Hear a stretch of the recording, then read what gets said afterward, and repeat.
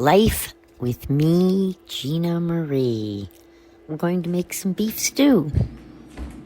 Hey, hi, I'm back. Michael suggested that I do a beef stew video. I think he wanted beef stew. Anyway, I haven't done a beef stew video. You can get my videos on Life with me, Gina Marie, or Gina Marie Crishone on YouTube and Facebook. And I'm going to get started with this one. Let's get started with some onion, carrots, celery, and baby redskins, and some 3 cloves of garlic. Chop, chop, chop. Chop everything else kind of chunky. And you need about 1 pound to 1.5 pounds of beef stew. You can buy it cut up in 1 inch to 2 inch chunks, or you can cut it yourself. 1 cup or more is going to be needed of beef broth, depending on how much meat you have. Approximately 1/2 cup to 1 cup of any red wine, actually. Merlot, Burgundy works. Worcestershire, we're going to splash that in there later. We're going to start with our beef, separate it a little bit here. We're going to add some salt and pepper and get that in there. Really don't use too much more other than the thyme. Maybe throw in a couple of bay leaves later. I'm going to peel that thyme off the little stems here. It's from my garden. It's a little dry. And chop up some fresh parsley for the topping, for a little presentation on the top. It freshens up the look when you serve it. So I'll have that ready. Put it aside.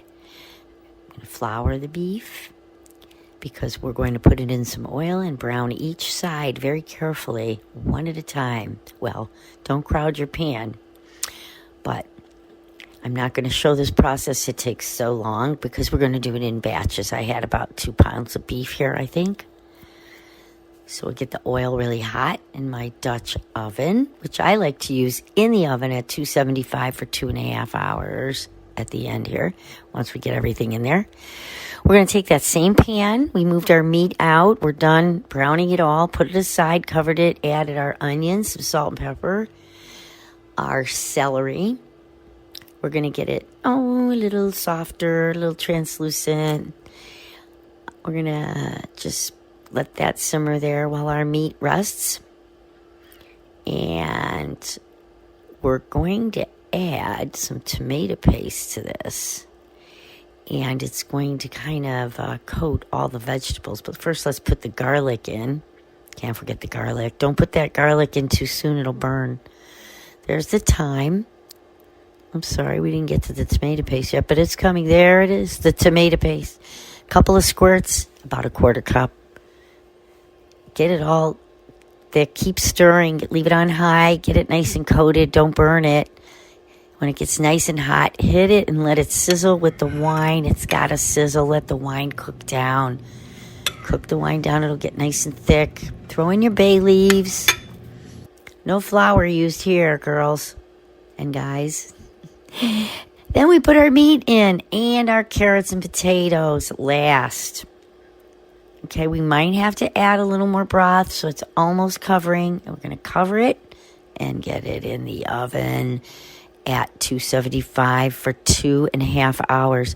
I'll check it in 1 hour, stir it a little, and after the 2 hours, I'll put my frozen peas in there. So you can do it on the range on top, but you got to keep stirring and you'll lose some of your liquid. In the oven, it stays pretty, thick and nice gravy starts to build. Here's our first hour, second hour. And now I think this is pea time. We got our frozen peas out. We're going to put our frozen peas right in there, mix it real good. It looks like a lot, but they kind of blend. Back in for 1/2 hour.